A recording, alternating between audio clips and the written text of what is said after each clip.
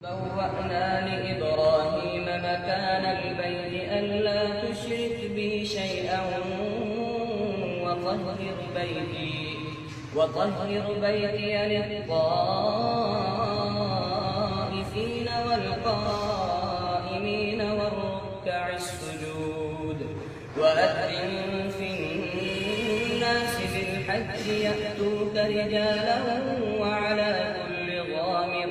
وعلى كل ضامر يأتين من كل فج عميق ليشهدوا منافع لهم ويذكروا اسم الله في أيام